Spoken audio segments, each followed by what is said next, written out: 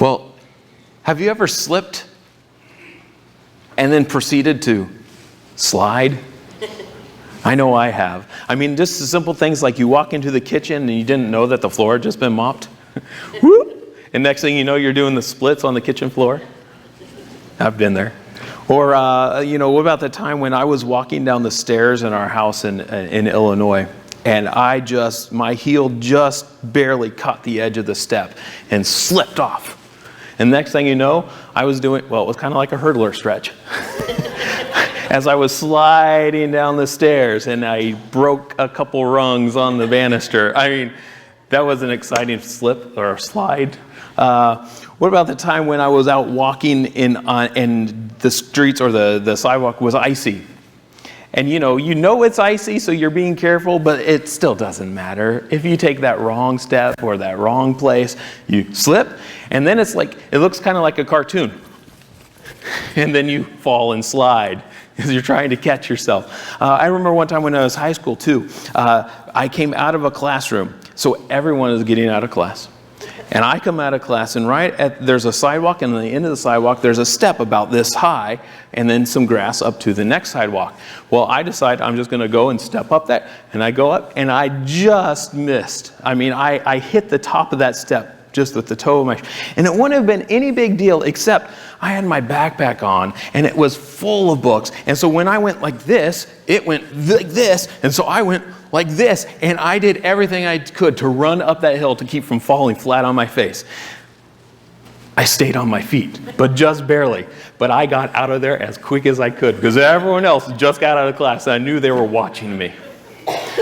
Now, why am I telling these embarrassing stories about myself? Because I want to make a point. When you slip, often you slide. When you trip up or you make that slip, oftentimes you slide. Now, sometimes it doesn't happen. Sometimes you can slip and that's all it is. Because you know that, in fact, when you slip, what do you try to do? You try to brace yourself, catch yourself. You try to right yourself. And rather than to fall or to slip. But I want to take this idea. So we understand this. You slip, often you slide, but you try not to. I want to apply this idea to spiritual things. Maybe you make a wrong choice and you disobey God. Maybe you make that wrong choice and you commit some immoral sin. Maybe sometime in your life something happens and you become discouraged and you start to think things like, well, God's not here. He's not helping me. God doesn't have my back. He's not supporting me. Maybe somewhere along you decide, I'm going to skip church today. It's raining, or for whatever reason, I'm tired, I was busy, I'm going to skip church today. In other words, you're going to do exactly what Hebrews tells us not to do. When it says, do not forsake the assembling of yourselves together. Maybe you tell that off-color joke. And I think it's interesting that we call them off-color because we're trying to make excuses for the fact that we know what it means. It's a bad joke or an immoral joke, but it's just off-color. And we tell it anyways because it's funny and it gets a laugh. Maybe we get angry or impatient and we just let someone have it. And I could continue on and give examples and examples, but these things, we could call them a slip. We make a choice and we do something wrong and we sin, but we say, but it was just one time. And we could call that a slip. But we know that when you slip, there's always the potential for a slide. If you slip and you don't catch yourself, there's that potential for a slide. And that's the thing, is that we need to catch ourselves. When you sin, when you slip, you need to get right before God. And then you need to hold tightly to God rather than start a gradual slide away from Him. I think that as we read about the older generation of Israel, the generation that came out of Egypt, I think they struggled with this very thing. We know, because we can read about their impatience with God, their lack of trust in God, that they would complain against God. We know about their sins. We know about the things they said. But I believe that as they wandered in wilderness and as these sins piled up, that they gradually started to slip away.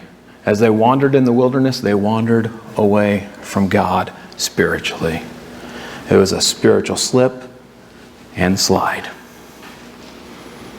Their sinful attitudes and their sinful actions became a way of life, and their commitment to God waned. And we see this in the first verses of chapter 5 of Joshua. But we're going to pick up the story where we left off last week. This new generation, the younger generation, has just crossed over the Jordan River into the promised land. And now we pick up the story there in chapter 5, verse 1. It says, as soon as all the kings of the Amorites were beyond the as soon as all the kings of the Amorites who were beyond the Jordan to the west, and all the kings of the Canaanites who were by the sea heard that the Lord Yahweh had dried up the waters of the Jordan for the people of Israel until they had crossed over, their hearts melted, and there was no longer any spirit in them because of the people of Israel. Now, right away, the thing that stands out to me here is that it says that the people, the Canaanites and the Amorites, heard about what God had done for Israel. And you want to say, well, how did they hear about it? And it's interesting because in the earlier chapters, we know that Joshua sent out spies to kind of check out the land. Apparently, the people of the land are sending out a few spies of their own. And somebody was watching. Somebody had seen what God had done. Apparently, they saw it, and they had to have. Somebody had to have seen it because everyone was hearing about it. So the news traveled. Someone saw it, and they told someone the news was traveling. The thing is the people of the land, they already knew about the Red Sea crossing and how God had defeated the army of Egypt there at the Red Sea. They knew about how the defeats of the other people who had opposed Israel on their way to the land. They knew about these things. And now, God has done this other miraculous thing for them. He has stopped the waters of the Jordan River that was overflowing its bank. He stopped it. And all the people walked by on dry land. And then as soon as they were out, the water came back. And they heard about all this. And they were afraid. They knew that God was helping Israel. It was obvious that God was powerful and that He was helping this people, Israel. And now they were in the land. There was no barrier between them. There wasn't the river to keep them safe or anything. They were there in the land. And the people feel defeated already because they know that they will be conquered. Because they know that Yahweh had given this land to Israel. They had heard it and they believe it's going to happen. So let's keep reading then in verses 2 and 3. He says, at that time, the Lord Yahweh said to Joshua, make flint knives and circumcise the sons of Israel a second time. So Joshua made flint knives and circumcised the sons of Israel at Gibeath Haralot. So there's a couple things that are surprising in these verses that we just read. First of all, is that God told Joshua to circumcise all the men of Israel. This is not a very good military strategy. These people had just crossed over into the land. And now God says, now circumcise all your men. So all your fighting men are going to be out of commission, incapacitated, in pain, and in no shape to fight. No shape to protect your people. But God says, do it. And God, in telling him to do it, is also going to protect them from any attack that would possibly come. Actually, none come. Because God protects them. They're afraid and they're hiding out in their cities. But God tells him to circumcise these men. But in doing this, he in a sense, is putting the people in potential danger. But God will protect them. But the second thing that's surprising about this is the fact that these men of Israel weren't already circumcised. The thing about circumcision is it was a part of their covenant that God had made with Abraham and all of his descendants. So it was the sign of the covenant that God had made with Abraham and all of his descendants. So Abraham and all of his descendants were to be circumcised. And it was a symbol of their relationship with God. It was a symbol of their commitment to God and their relationship with God, that they were the people of God. And as the people of God, it was a physical sign that represented a spiritual reality within them. It's much like when we baptize people. So when we baptize people, we take them and we will put them under the water and bring them back up. It's a symbol of their dying to their old life and rising in new life. It's a symbol that they have been identified with Jesus and his death and his resurrection. But being baptized does not save anyone. It is a sign. It is a symbol. It is a way of telling people, I am a follower of Jesus. It is an act of following Jesus and identifying with him. It's a sign. It's a symbol. The same is true of circumcision for the Israelites. It was a sign of their covenant with God, a symbol of their commitment and their relationship with God. So circumcision did not save them. It didn't necessarily make them the people of God, but it was a physical sign. And this physical sign was meaningless without a faithful, devoted heart. But God did also require it of his people, Israel. He said, you do this. But if God required it, then why weren't they circumcised? Why weren't they being obedient? Well, the author knew you'd ask that question, so he tells us in the following verses. Verse 4. He says, and this is the reason why Joshua circumcised them. All the males of the people who came out of Egypt and all the men of war had died in the wilderness on the way after they had come out of Egypt. Though all the people who came out had been circumcised, yet all of the people who were born on the way in the wilderness after they came out of Egypt, had not been circumcised. For the people of Israel walked 40 years in the wilderness until all the nation, the men of war who came out of Egypt, perished because they did not obey the voice of the Lord. The Lord swore to them that he would not let them see the land that the Lord had sworn to their fathers to give to us, a land flowing with milk and honey.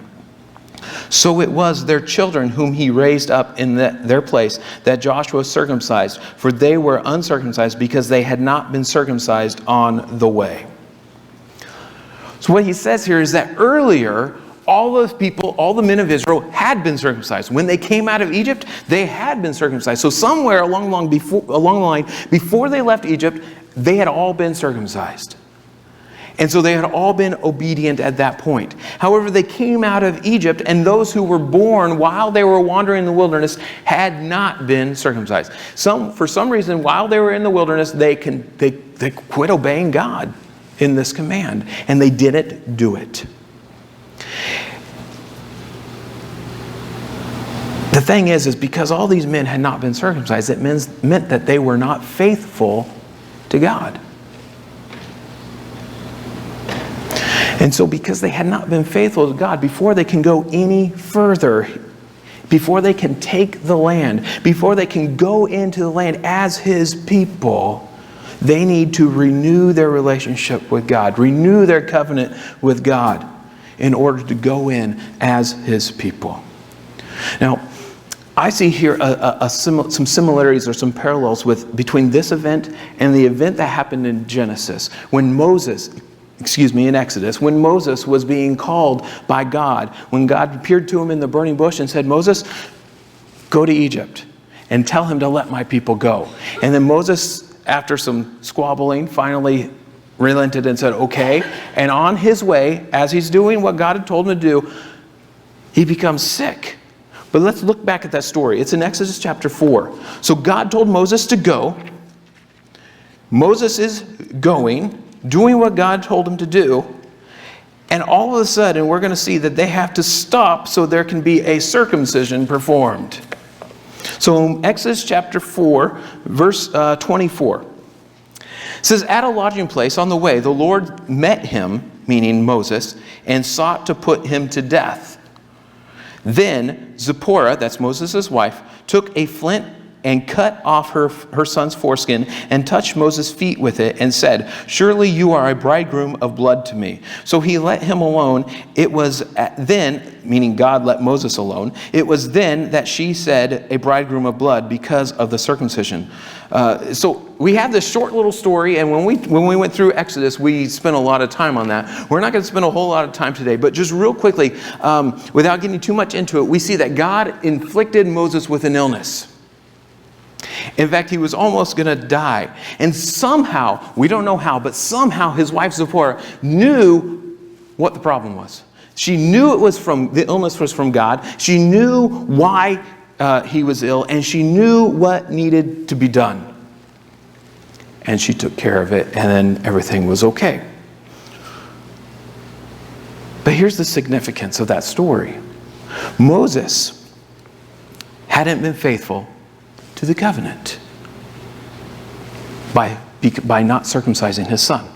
Moses hadn't been faithful to the covenant, and therefore he had not been faithful to God.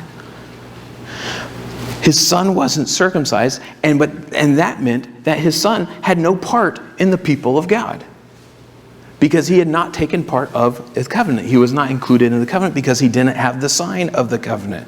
Because to neglect the sign of the covenant, or to reject the sign of the covenant, was as good as rejecting the covenant, and therefore rejecting God.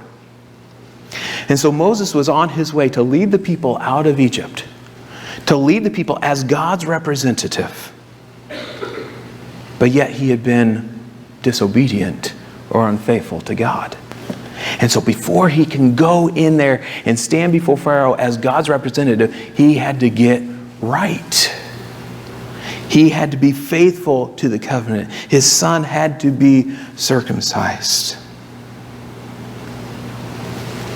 because he was going to represent God, but he had failed to obey God. Well, back in Joshua then, we have Israel. What are they doing? They're going into the land as God's people, as God's representatives. And they're going into the land in the power of God. And they have going to receive the promise of God. But they hadn't been faithful to God. They hadn't been faithful to the covenant. Now, technically, you could say, but it was their parents who were not faithful to the covenant. And you know what? That's true. But it's still true that they had not been circumcised. Therefore, they were not in step with the covenant. They were not faithful to the covenant. They didn't have the sign of the covenant, which meant they didn't have the covenant. So before they can move any further, they must renew their relationship with God, renew that commitment to God and to the covenant. And it was done outwardly, demonstrated outwardly, by being faithful to the covenant and being circumcised. But what we see here in these verses is that this older generation, not only did they lack trust in God, not only did they rebel against God in different ways, but I believe they became spiritually apathetic. As they wandered through the wilderness, as they went through these experiences, I think their apathy towards God and the things of God grew, and it led them to be unfaithful in this area. So that they didn't even circumcise their kids. And I believe this suggests that they didn't highly value the covenant. They didn't highly value their relationship with God. And their sins along the way, their slips, we could call them, along the way, led to a great slide. To a point where they just did it enough to where it really wasn't that big of a deal. And they didn't circumcise their kids. They didn't make sure that their kids were right before God. But now at this point, the younger generation stops for a time of renewal, a time of getting right before God as his people. And look what happens afterwards. Verses 8 and 9. It says, when the circumcision of the whole nation was finished, they remained in their place in the camp until they were healed. And the Lord said to Joshua, today I have rolled away the reproach of Egypt from you. And so the name of that place is called Gilgal to this day. Gilgal means rolling away. So today he rolled away the reproach. Now, what does God mean exactly by reproach? I don't know exactly what he means by reproach, but I think there's several things that could play into this, several different possibilities. It could be the fact that when the Israelites were in Egypt, that they didn't circumcise their people, or they weren't allowed to because it was something reserved for like priests and royalty. But now they had all been circumcised like they were supposed to be. It could be that when they were in Egypt, they were homeless slaves who were mistreated and mocked by the Egyptians. It could be that those who came out of Egypt were rebellious to God and unfaithful to God, and he's saying that is no longer, you are no longer associated with that older generation that was rebellious and unfaithful. It could have been all of those things. But whatever it is specifically, this is what we know for sure. That when they had circumcised and renewed that covenant, renewed that commitment to God, that God removed their shame. He removed the reproach. It was gone. It was done away with. So Egypt and everything negative associated with it was in their past. God had removed their shame, and he is now giving them the promise. The thing is, times of renewal like this are important for God's people. Even for us today. And I'm not specifically talking about circumcision or any physical sign, really, but of the renewing of your heart. The renewing of your heart, drawing near to God. When we slip, when we sin, we need to take time to confess, to be cleansed.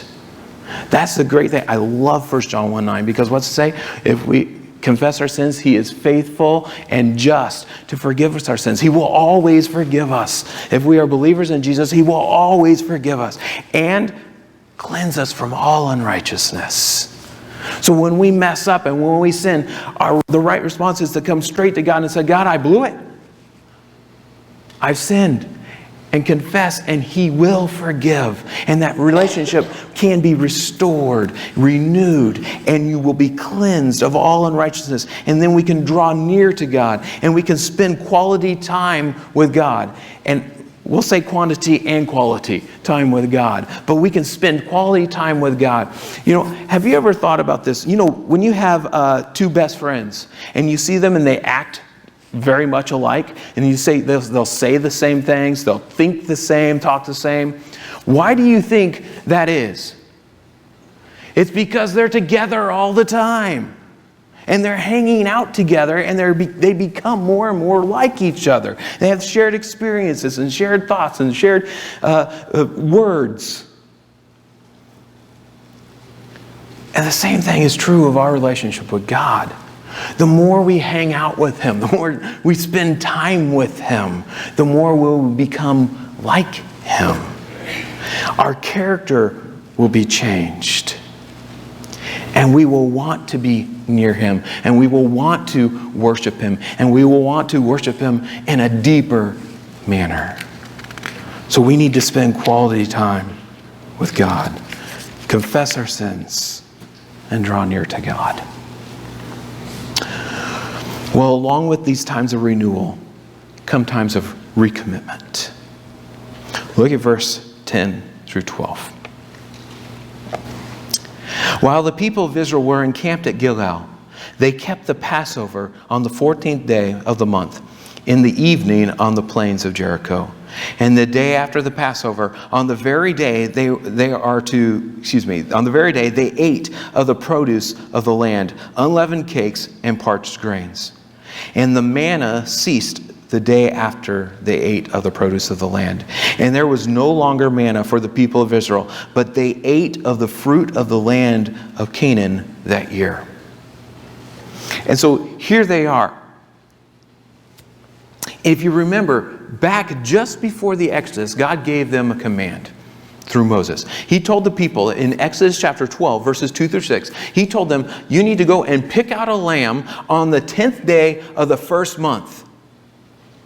And then on the 14th day, you're going to kill that lamb and eat it and celebrate Passover. And that was the first Passover, when God actually, the angel of the death came and passed over the people, the houses of the Israelites, the people who had the blood on the doorposts.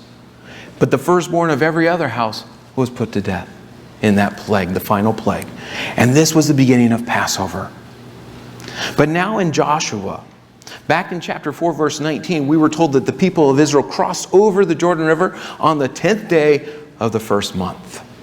And then we come to this chapter, in chapter 5, and in verse 10, and we are told that they celebrated the Passover in the land on the 14th day.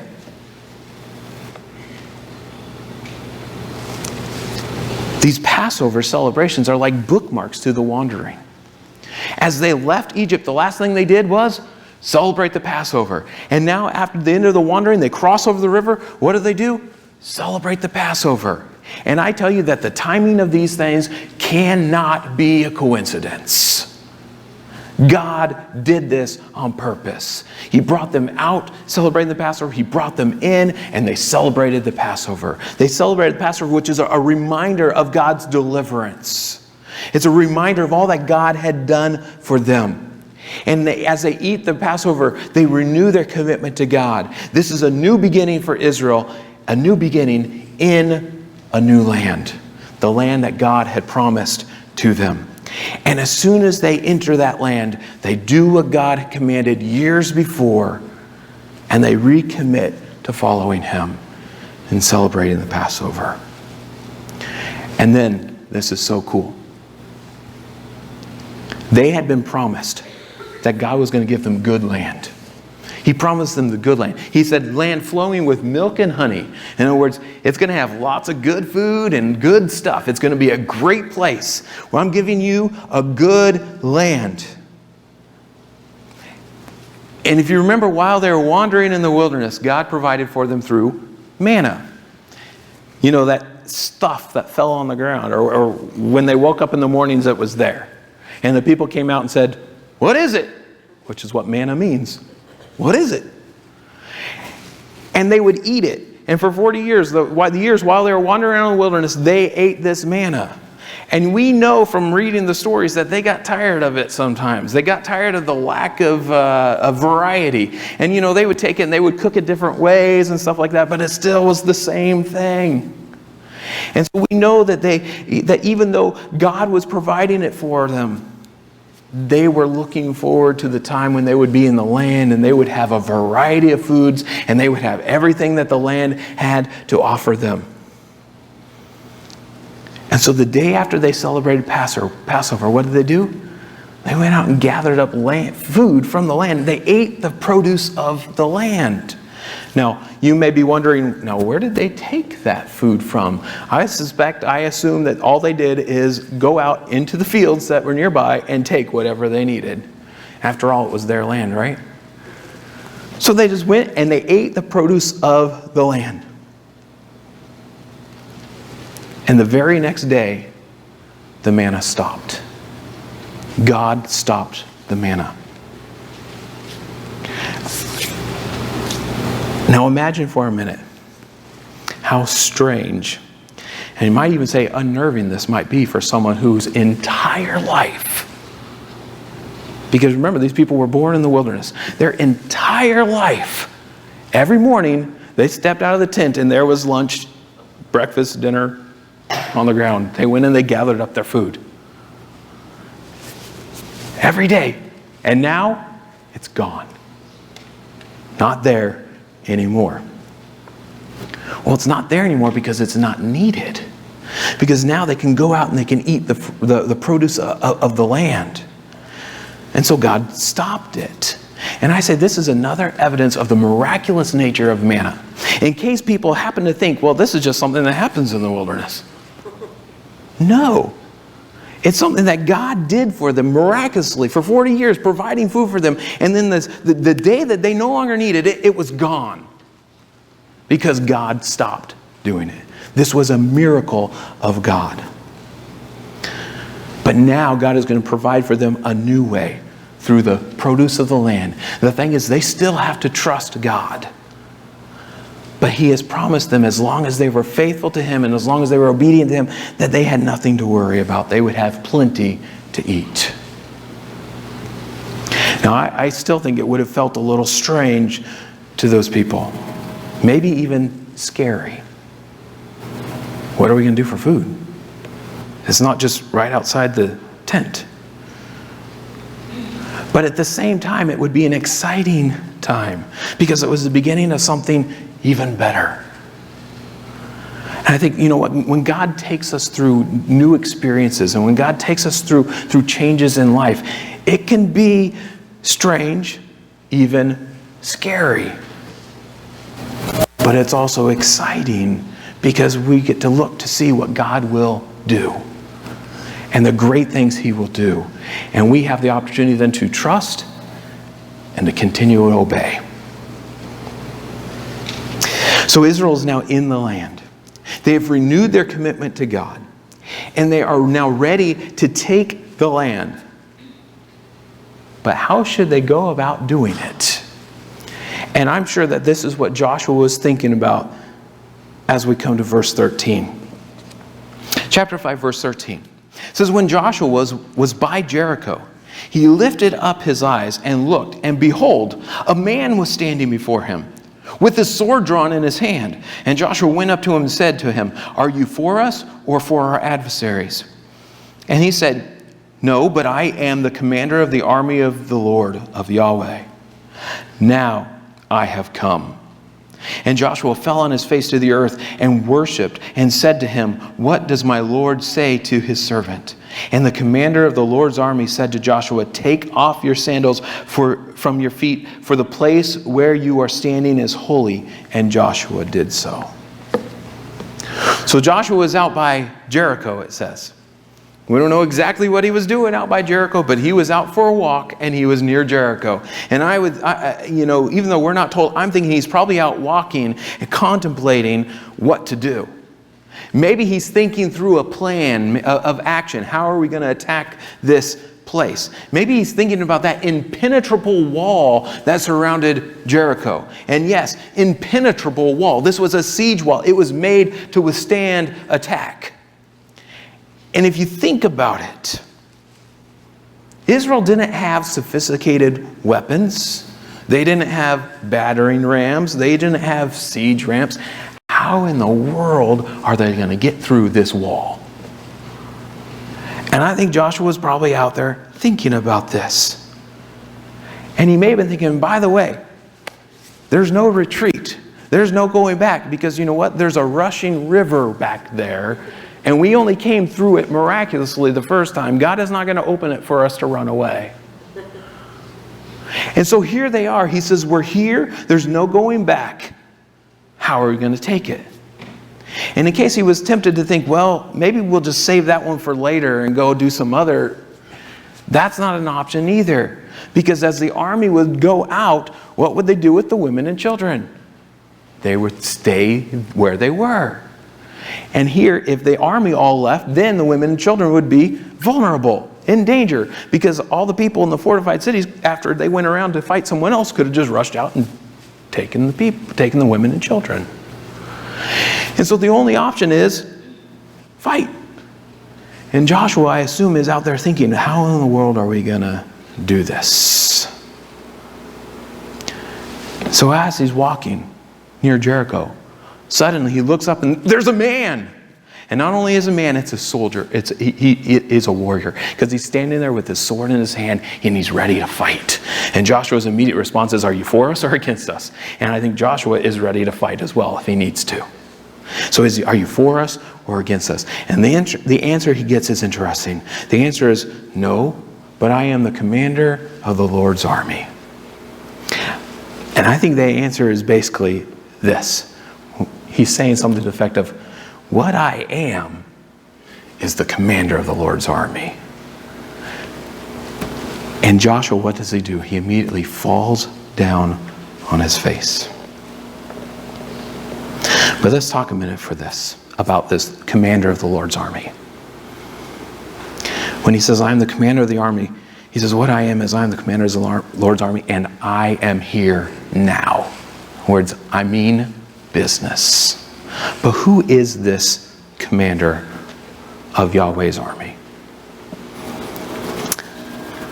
First of all, the army he's talking about refers to the angelic army. He's not talking about Israel, the people of Israel. But they're there to fight for the people of Israel. And many people look at this commander of Yahweh's army, and they understand this to be the same as what we read many times in the Old Testament, the angel of the Lord. In other words, the second person of the Trinity, the pre-incarnate Jesus Christ. Jesus, before he became a man, appears several times in the Old Testament helping out God's people. And many people believe that this is who this commander is, the angel of the Lord, or Jesus. And I think they're right. You know why? Because of what happens next. Joshua falls down on his face and does what? Worships. And what does the commander of the army do? He doesn't tell him, get up, I'm just a servant of the Lord, like you, like many times other angels have done. And the angel would say, don't worship me, I'm not God. But the commander of the Lord's army says, take off your shoes or take off your sandals because you are standing on holy ground. And this is the same words that were said to Moses when he approached the burning bush. And God spoke to him from the burning bush. And God said, take off your sandals because you are standing on holy ground. Why? Why is the ground holy? Because you are in the presence of God. And so Joshua was told, remove your shoes. And the coolest thing about this is God is saying, I'm here to fight for my people.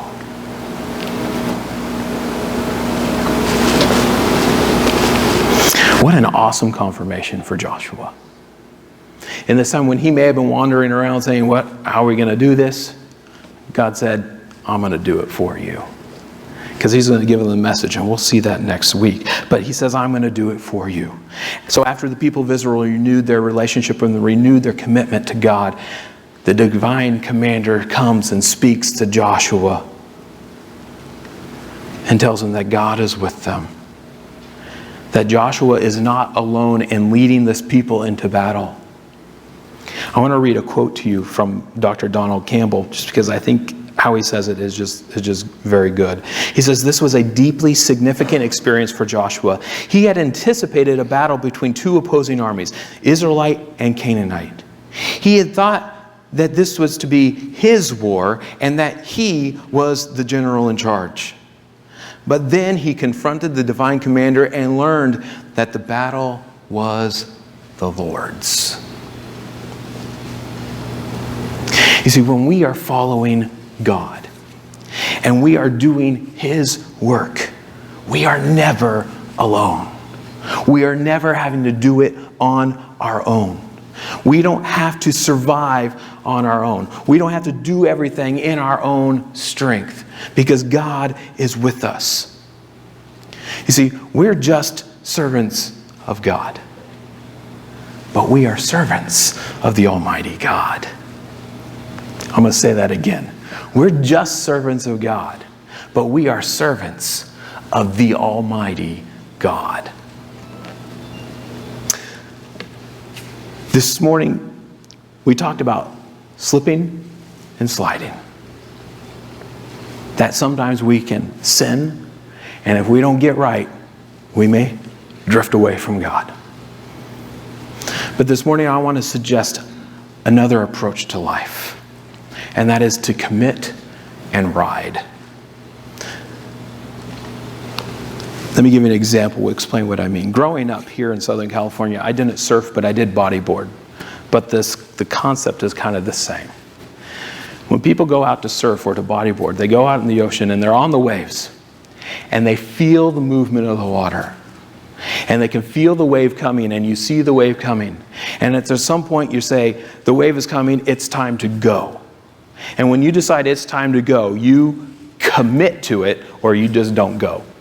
So you commit to it and you paddle as hard as you can until you can get into that wave. And as soon as you get into that wave, the wave kind of then takes you. And as you're riding that wave, you feel the movement of the water and you go with it, but the water moves you. You don't move yourself. In fact, if that wave just all of a sudden were to disappear, what would you do? You would fall on the bottom of the ocean. It's the water, the wave, that pushes you along. And you are just going for a ride. Cooperating with the wave, but going for a ride. But you had to commit to get into that wave and go.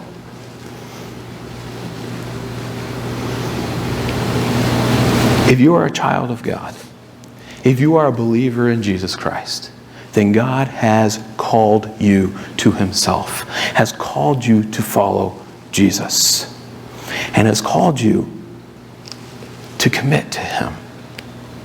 And just like that surfer on the water feels the movement of the water and knows it's time to go, God says it's time to go. And He calls for a commitment. And we need to commit ourselves fully to Him. We need to renew our relationships with Him. We need to renew that commitment and follow Him where He leads. Following the move of God and following where He leads us. And then He will do great things through us. We commit to Him and then we ride. We follow Him as He does great things.